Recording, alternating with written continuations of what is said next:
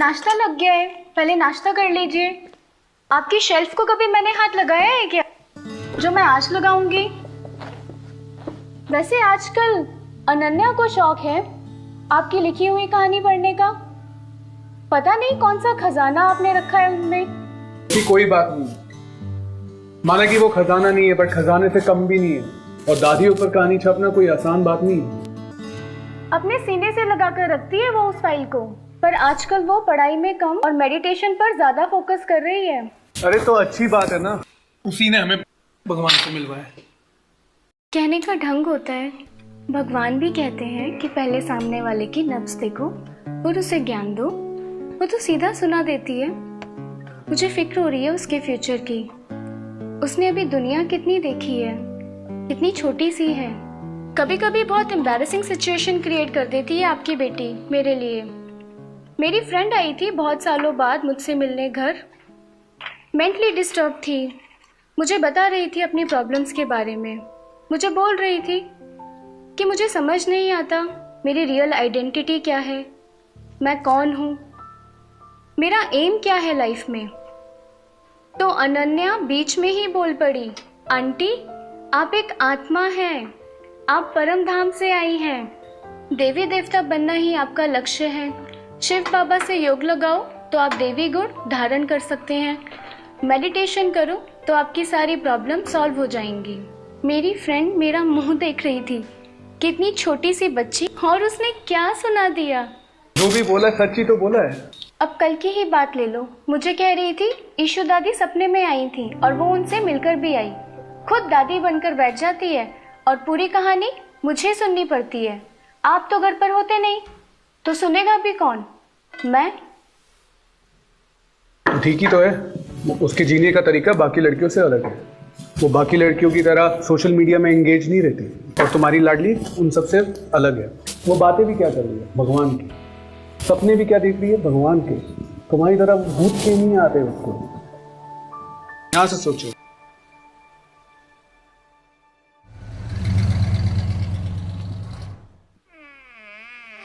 अरे कहाँ गई ये लड़की? नाक में दम कर रखा है इसने।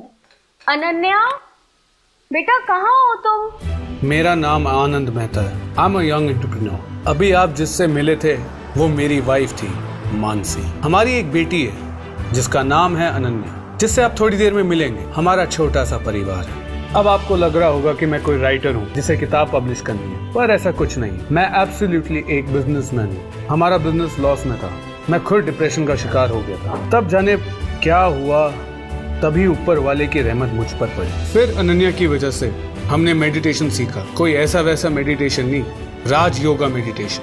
मजे की बात तो ये है कि इसमें हम अपना कनेक्शन डायरेक्ट परमात्मा से जोड़ते हैं। फिर क्या था, मैं डिप्रेशन से भी उबर गया और हमारा बिजनेस भी अच्छा चलने लगा। अब हर एक का शौक होता है, तो लिखना मेरा शौक है। अंदर की बात बताऊं, अगर बिजनेस में कोई चीज फ्री हो तो उसे कभी छोड़ा नहीं जाता। और एक बड़ी बात और बताऊं, यहाँ मेडिटेशन सीखने की कोई फीस नहीं देनी पड़ती। अब भगवान अपने बच्चों से कोई फीस लेगा क्या? मेरी जो बेटी है ना अनन्या, उसे दादियों की जीवन कहानी पढ़ने का बड़ा शौक है। आज मैं जो किताब पब्लिश करने वाला था, वो किताब एक ऐसी हस्ती के बारे में थी जिसका नाम भी भगवान अनेक बार दिन में लेता था। हाँ, वो मीराबाई नहीं है, पर मीराबाई से कम भी नहीं है। ये क्या पहना है तुमने? आज कोई फैंसी ड्रेस कंपटीशन है क्या? तो इतने साधारण से कपड़े क्यों पहने हैं? अगर अभी कोई आ गया तो हम क्या बोलेंगे? हम अपनी बेटी को इतने साधारण से कपड़े पहनाते हैं? चलो आओ, नाश्ता लग गया है। मेडिटेशन सेंटर से आ गए? हाँ आ गई मम्मा। आज कौन सी दादी बनी हो? आज मैं ईशु दादी बनी हूँ। पता है, कल रात में मैंने ईशु दादी पर लिखी हुई किताब थोड़ी देर पढ़ी। बहुत इंस्पायरिंग है ईशु दादी की कहानी, समझती? हे भगवान, वो दादियाँ थीं। उन्होंने बचपन में ही बाबा को पहचान लिया था। वो अलग थी, उन्होंने बहुत त्याग तपस्या की थी, समर्पित होना इतना आसान नहीं है। मुझे नहीं लगता तुम अपना ऐशो आराम छोड़ पाओगी। इम्पॉसिबल नहीं है माँ, मैं क्या करूँ? मुझे लगता है मैं भी पिछले जन्म में कोई दादी थी। मेरे यहाँ पे रूहानी पिक्चर्स रील की तरह घूमती रहती हैं। मुझे लगता है ये कहानियाँ मुझे से मेल खाती हैं। तुम होगी पिछले जन्म में कोई दादी। मुझे तुमसे आर्ग्यू नहीं करना है। हार गई मैं तो। मुझे खाना बनाना है, चलो मेरी मदद करो, फिर हम दोनों मिलकर बाबा को भोग लगाएंगे। ठीक है माँ।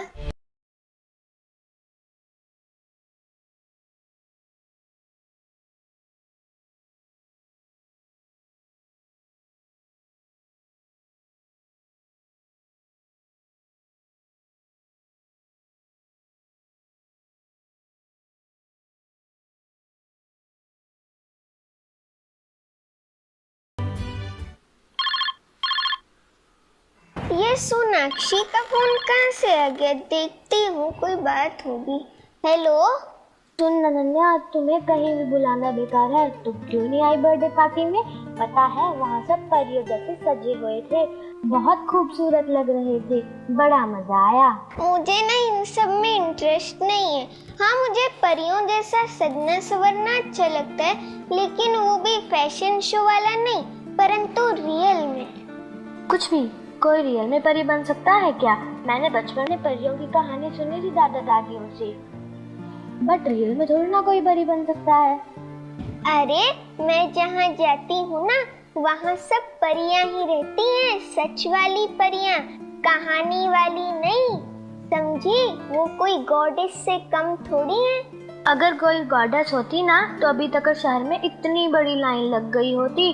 तुझे तो सब में ना अच्छाई ही दिखती है बस। अरे वो दिन भी आएगा जब पूरे शहर में क्यों लगेगी। चल, अभी मेरी स्टडी का टाइम हो रहा है, मैं फोन रखती हूँ। अभी तो हमारा कोई टेस्ट नहीं है, तो किस बात का एग्जाम?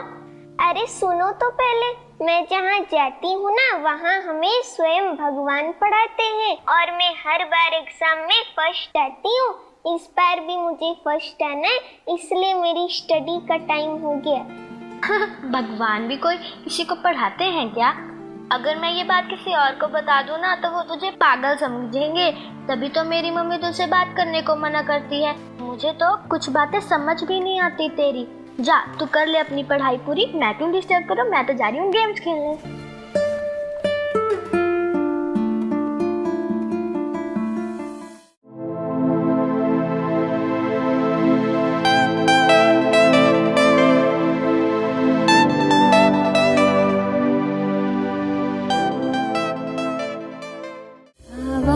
से परे मधुर साज से भरे अंदाज में बुलाए बाबा पुकार के बच्चिया। मुझे ईशू दादी जी के जीवन संबंधी कुछ किस्से भी भाई बहनों से शेयर करने, तो मैंने सारी इंफॉर्मेशन कविता बहन से तो ले ली थी। अच्छा, कविता बहन आप समझ रहे होंगे ना कि कविता बहन कौन है? कविता बहन वो है जो 24 घंटे दादी जी के साथ रहती थी। अब भला दादी जी के बारे में उनसे अच्छी इंफॉर्मेशन कौन दे सकता है? मुझे शिव बाबा पर पूरा भरोसा था कि फर्स्ट प्राइज मुझे ही मिलेगा। आज भी मैं जैसे स्कूल की पढ़ाई करती हूँ ना, वैसे मैं ये अलौकिक ईश्वरीय पढ़ाई भी करती हूँ। और आज पेपर में मैंने एक नया तरीका यूज किया जो कि मैंने ईशू दादी से सीखा है। ईशू दादी लक्ष्मी नारायण की जगह एलेन लिखती थी, आत्मा की जगह बिंदी लगाती थी और परमात्मा की जगह किरणें दिखाती थी। मैं आज इतनी खुश हूँ कि मैंने ईशू दादी को फॉलो किया। सोचो, आप लोग सोचो, उस जमाने में ईशू दादी ने कैसे शॉर्ट हैंड सीखा होगा। ये आज मुझे लगता है कि मुझे ईशू दादी की वजह से ही फर्स्ट प्राइज मिला है। आज अनन्या का फोन आया था, कह रही थी एग्जाम है। पापा मुझे बेस्ट ऑफ लक कहो ना, मैं आज फिर से एग्जाम में फर्स्ट आऊं। और ये भी कह रही थी कि आज मुझे माँ ने डांटा क्योंकि मैंने ईशू दादी जैसे कपड़े पहने थे। मुझे लगता है मुझे समझाना पड़ेगा कि दादी कैसे बनते हैं। अनन्या, आप बड़ी होकर के क्या बनना चाहती हो? मुझे तो नहीं पता मैं बड़े होके क्या बनूंगी, लेकिन हाँ मुझे दादी जैसा बनना है। तो क्या आप सब मुझे मदद करेंगे दादी बनने में?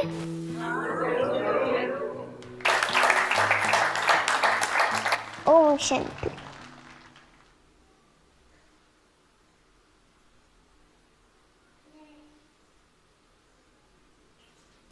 सुनिए, आज अनन्या के स्कूल से फ़ोन आया था।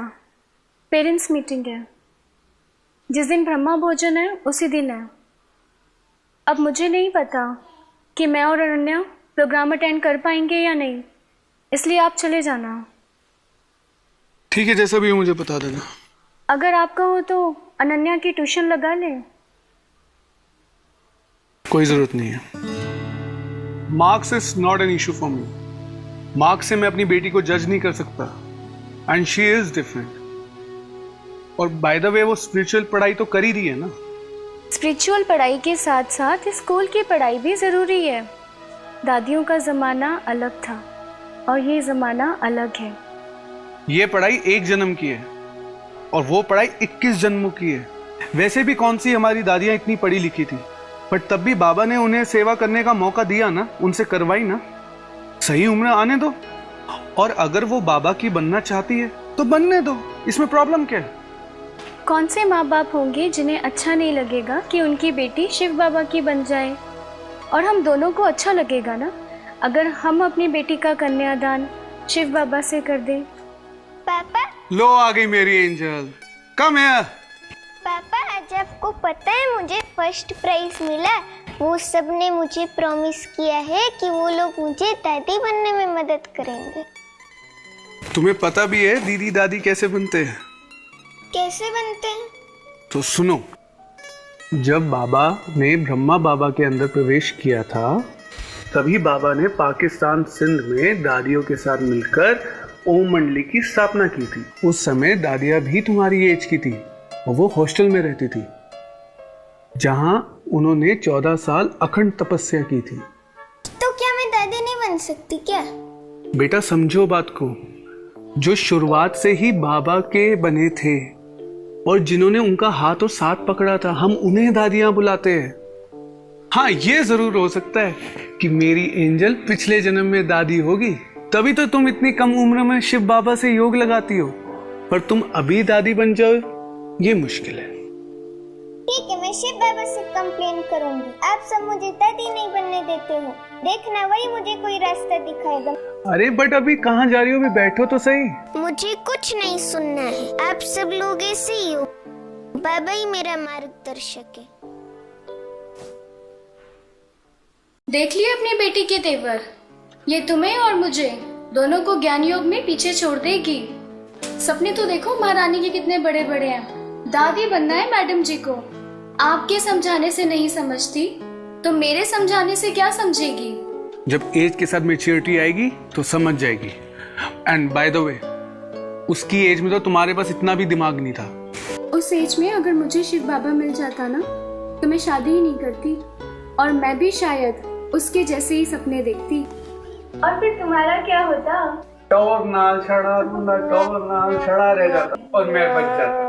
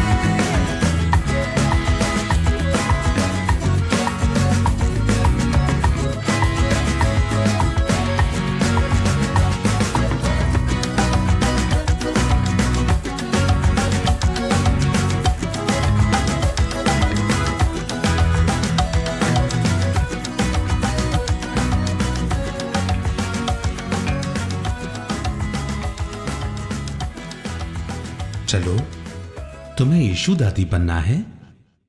मैं तुम्हें बताता हूं ईशू दादी कैसी थी।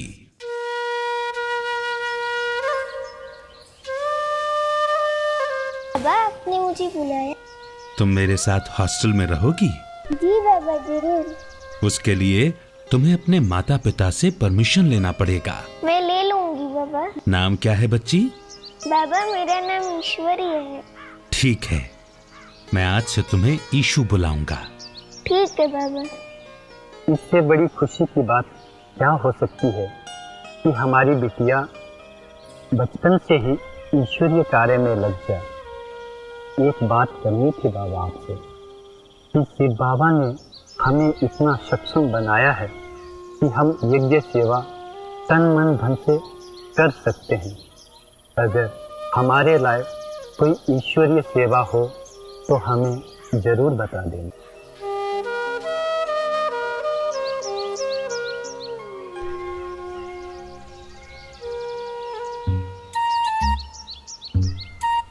चलो सभी धृतराष्ट्र लिखो।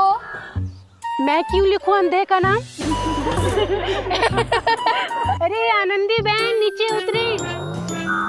जाओ, मैं नहीं पढ़ाती आप सबको, बाबा को बोल दो।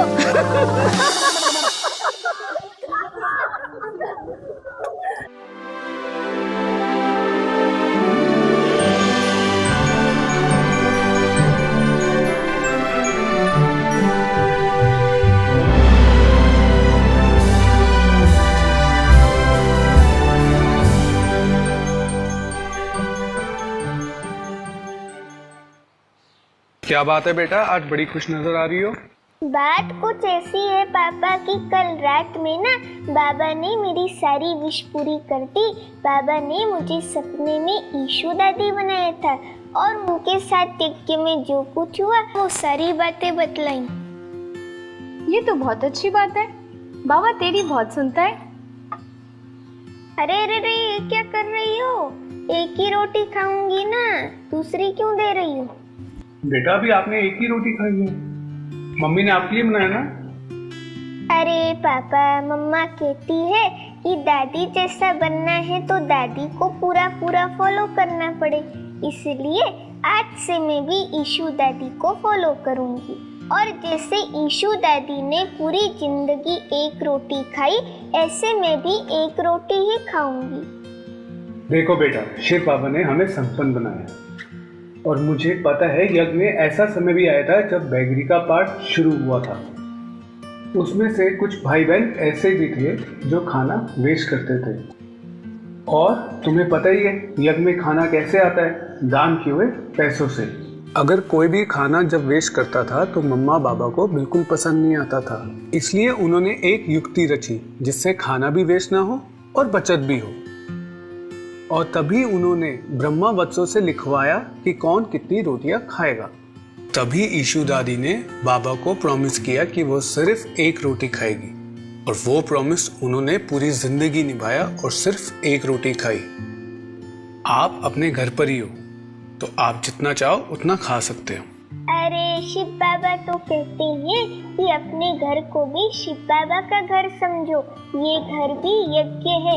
आप ऐसा समझो कि आप शिव बाबा के भंडारे से खा रहे हो, समझे? हाँ, एक और बात, अगर आप बाजार जाओगे ना तो बाजार से एक मनी प्लांट ले आना। कि हमारे घर में मनी प्लांट तो है नहीं। अरे हाँ, मनी प्लांट से कुछ याद आया कि मुझे एक और चीज लानी है, आप रुको, मैं आ जा रही। अब ये कहाँ भाग गई? ये कब तक चलेगा? जिस दिन ज्यादा थक जाएगी उस दिन रोटी खा लेगी। तुम टेंशन मत लो, उसे जो मन में आ रहा है करने दो। पापा, मैंने सुना है कि सेंटर पर ब्रह्मा भोजन है, तो ये मेरा गुल्लक फुल हो गया है, इसलिए मैं चाहती हूँ कि मेरा भी कणा दाना सफल हो। आप ये गुल्लक सेंटर पर ले जाना। क्या आप मेरे साथ आज सेंटर नहीं जाओगे? हाँ, मैं जाऊंगी, पर शाम को जाऊंगी, इसलिए मैं चाहती हूँ कि मेरे से पहले आप गुल्लक ले जाओ। मुझे बहुत खुशी होगी कि मैंने भी ब्रह्मा भोजन में कुछ सहयोग किया। और कुछ हुक्म मेरी परी? मेरा तन मन तो बाबा का है ही, लेकिन मैं चाहती हूँ कि मेरा धन भी बाबा की सेवा में लगे। ओके, और कुछ? और हाँ, एक और बात कि आप अगर मेरा नाम चेंज करके मुझे मनी प्लांट बुलाएंगे तो बहुत खुशी होगी, क्योंकि बाबा मम्मा भी ईशू दादी को मनी प्लांट कह के पुकारते थे। ठीक है, अब मैं जा रही हूँ। देख लो, लिखने का बहुत शौक है ना आपको।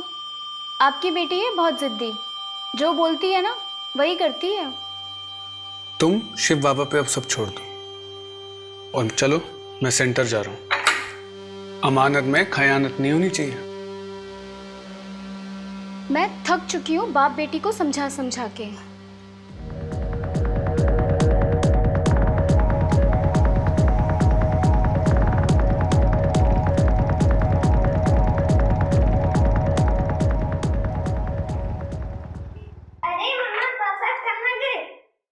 अभी अभी तो गए हैं, कह रहे थे कि सेंटर जाएंगे। वो क्या है ना, अभी मुझे मेरे कबर्ड से 5 रुपए मिले हैं। तो क्या हुआ?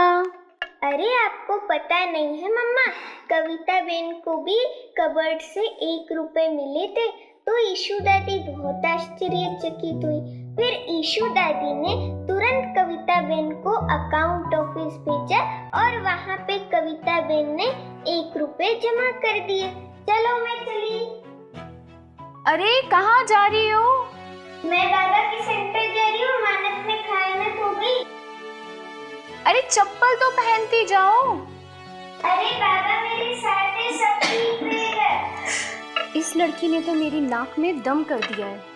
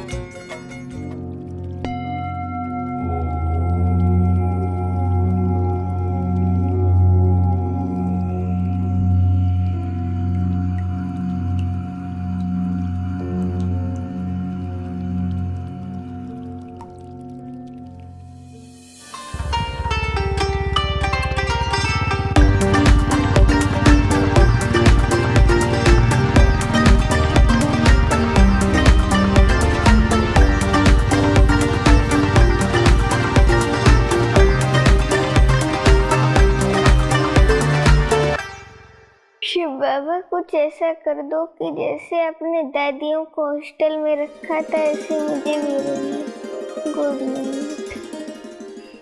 मानसी, मैं सेंटर जा रहा हूँ, आज ब्रह्मा भोजन है, तुम अनन्या को लेकर सीधा वहीं आ जाना। देखूंगी। आज अनन्या के स्कूल में पेरेंट्स मीटिंग है, वहाँ भी जाना ज़रूरी है। अगर जल्दी फ्री हो गए तो we will join you. Please don't take me wrong, but आपको अनन्या के ऊपर ध्यान देना पड़ेगा। उसकी काफ़ी कंप्लेंट्स आई है मेरे पास। टीचर्स कह रहे हैं whenever they teach, she is in another world. I mean, she is a class topper and now she is on 5th and 6th rank. अगर आपको अनन्या के फ्यूचर के बारे में ज़रा भी चिंता है तो आपको ध्यान देना पड़ेगा, वरना आप दूसरा स्कूल देख लीजिए please. I hope you understand अस। हमारे स्कूल की भी कोई डिग्निटी है। इफ़ यू वांट आप उसे किसी हॉस्टल में भेज सकते हैं। आई नो सम पीपल जो ऐसे बच्चों का ध्यान रखते हैं अच्छे से। Thank you so much. तेरी आभा है सौरभ बिखेरे हुए, तुमको देखा तो बाबा हम तेरे हुए।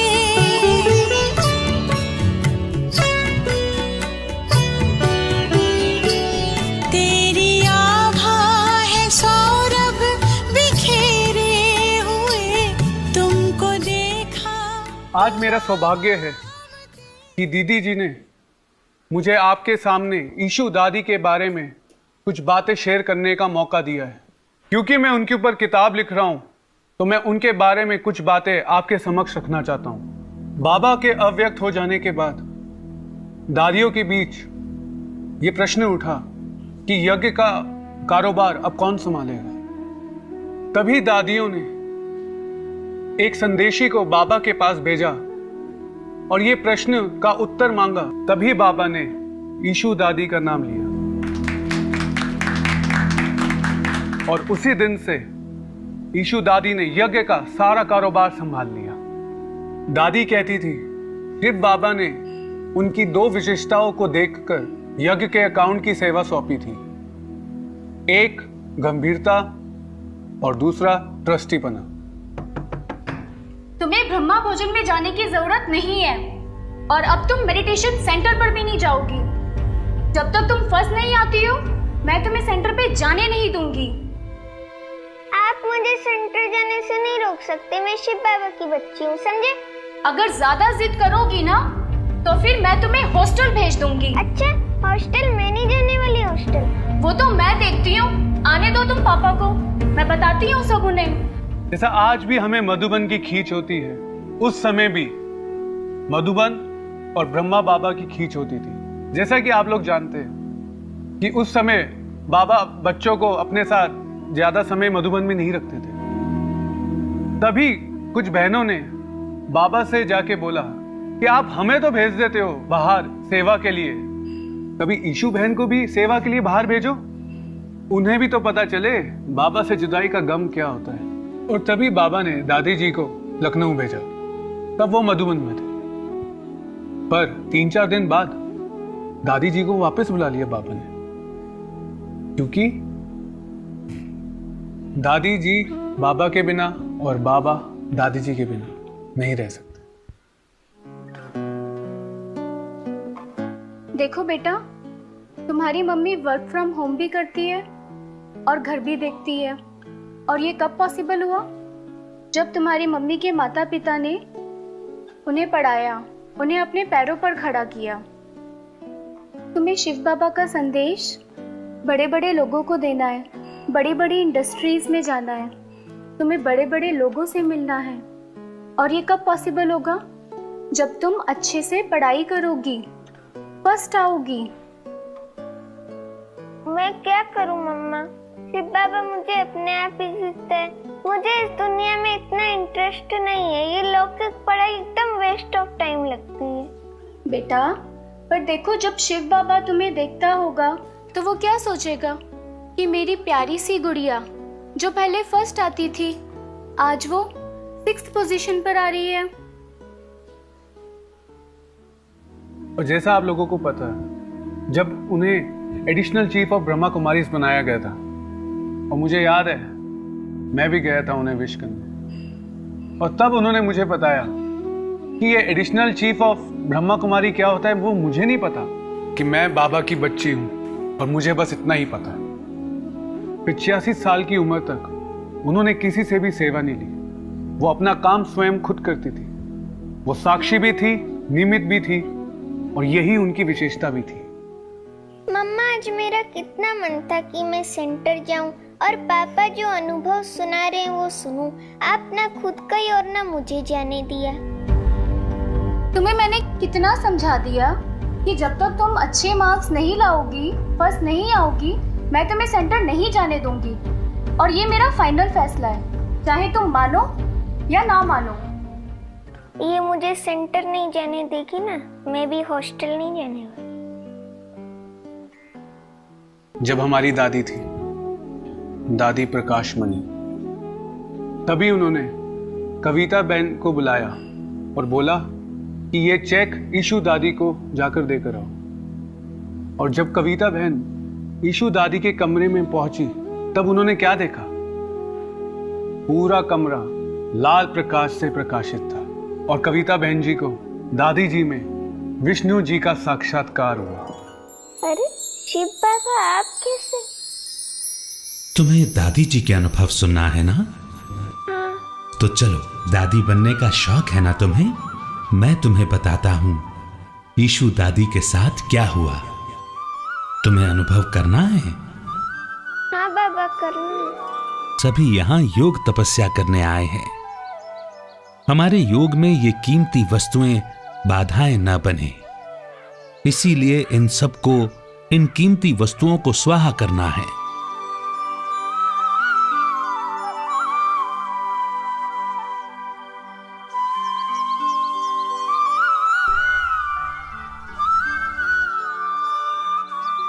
ईशु, ये घड़ी मैंने तुम्हारे लिए निकाली है और इसे तुम पहन लेना और हमेशा अपने पास रख लेना। मैं तुमसे कभी भी टाइम पूछ लूंगा। जी बाबा, मैं इस घड़ी को हरदम अपने साथ रखूंगी, मरते दम तक। बाबा, आपने मुझे बुलाया? सुनो बच्ची ईशु, कल अपने माता पिता को बोलना सेवा है, आ जाएं। बाबा, वो तो यज्ञवत्स, वो मेरे माता पिता थोड़े ही हैं। आप मेरी माता, शिव बाबा मेरे पिता। हाँ, मैं उन यज्ञवत्सों को आपका संदेश जरूर दूंगी। बाबा, मैं चलती हूँ उन यज्ञवत्सों को आपका संदेश देने। ठीक है। ठीक है बाबा।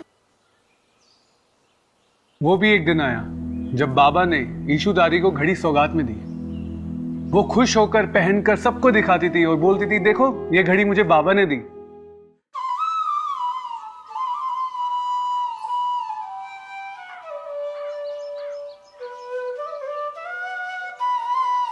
पूरी मुरली इतनी जल्दी जल्दी लिख ली तुमने? हाँ बाबा, मुझे जो सुनाते वो मैं शॉर्ट हैंड में लिखती हूँ। अगर मैं शॉर्ट हैंड में ना लिखूं तो मुरली की सारी पॉइंट मिस हो जाए ना। और तुम्हें तो पता ही है कि 12 बजे के पहले मुझे बाबा की लिखी हुई मुरली लिखकर पोस्ट करनी होती है। अभी मैं चलती हूँ, मुझे पोस्ट ऑफिस जाना है।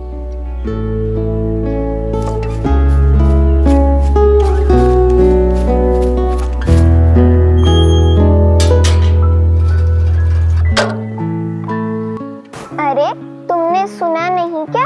शिव बाबा ने कहा है सारे काम खुद करने हैं, ना बाहर वाले यहाँ आएंगे और ना हम बाहर जाएंगे। क्या तुम तैयार हो?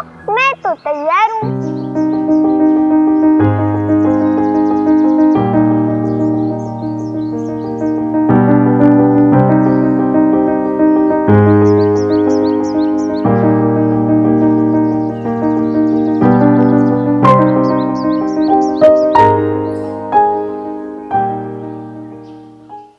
देख अपने आप को, पूरी काली भूत हो गई है। जा, तू भी देख अपने आप को, तू भी पूरी काली भूत हो गई है। चलो चलते हैं, नहीं तो फिर पीछे बैठना पड़ेगा। चलते हैं। अच्छा, तुम मुझे बाबा के बारे में कुछ संदेश बताने वाली थी ना, जरा बताना। हाँ, मैं तो भूल ही गई। आज बाबा ने हमें क्लिफ्टन पहाड़ी पर बुलाया है। शायद हमने उस दिन बस साफ की थी ना, उसके लिए हमें बाबा आज टोली खिलाएंगे। बड़ा मजा आएगा। बच्चों, आज किस किस ने बस की सफाई की?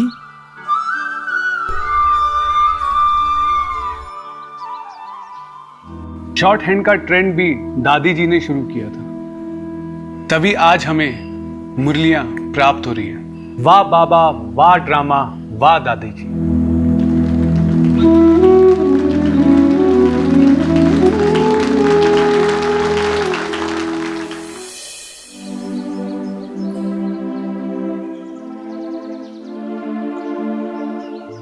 ठीक है, तुम उसको बोलो कि वो काम करे and all that thing. Enough is enough now. पर हुआ क्या है? हुआ क्या है? तुम्हें यही नहीं पता हुआ क्या है? बस सारा टाइम अपने बिजनेस में बिजी रहना है या अपनी किताबों में बिजी रहना है। घर में क्या चल रहा है कोई मतलब नहीं है। अचानक क्या हो गया? अपनी बेटी को देखा है? अब क्या किया उसने? फर्स्ट आती थी, 6 नंबर पर आ गई है। फिर वही, मैंने तुम्हें बता रखा है, marks is not an issue for me. Teacher की तो मुझे सुननी पड़ती है ना। तुम तो कभी उसके स्कूल जाते नहीं हो। टीचर की भी मैं ही सुनूं, तुम्हारी भी मैं ही सुनूं, अनन्या की भी मैं ही सुनूं। मैं यहाँ हूँ किस लिए? सुनने के लिए। मतलब? मैंने डिसीजन ले लिया है, अब तुम्हें डिसाइड करना है। घर में या तो तुम्हारी किताबें रहेंगी या अनन्या रहेगी। उसको हॉस्टल भेजना है अगर उसके फ्यूचर का तुम चाहते हो भला हो।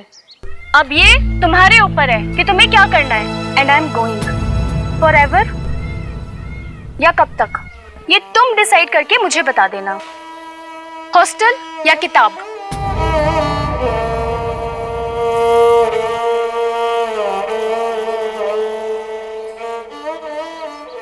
कहाँ फंसा दिया भगवान, इससे अच्छा तो सिंगल ही रहता। क्या कर रहा था मैं?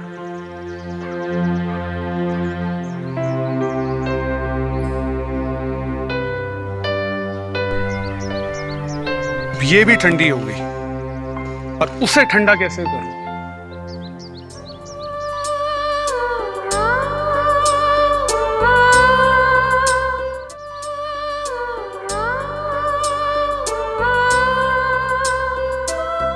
हेलो पापा, गुड मॉर्निंग। क्या हुआ? ये क्या पहन रखा? ये गॉगल है जो मुझे मम्मा ने दिया था। कैसा लग रहा है? मम्मा ने दिया था? हाँ दिया था। फिर तो अच्छे लगेगा ना, मम्मा ने दिए। हाँ तो हमारी मम्मी ना। अरे अब उनसे क्या खराबी हो गई?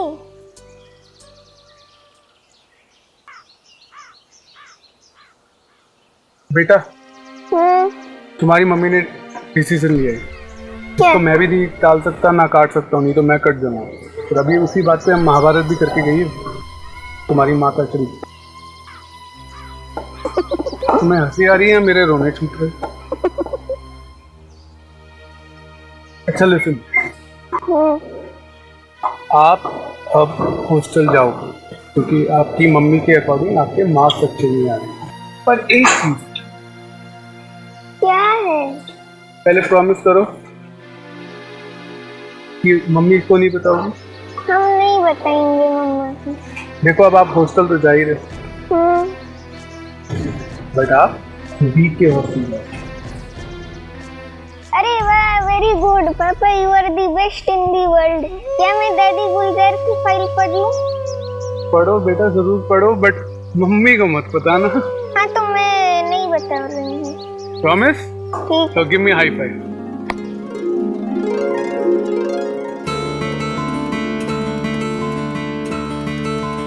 Thank you Baba.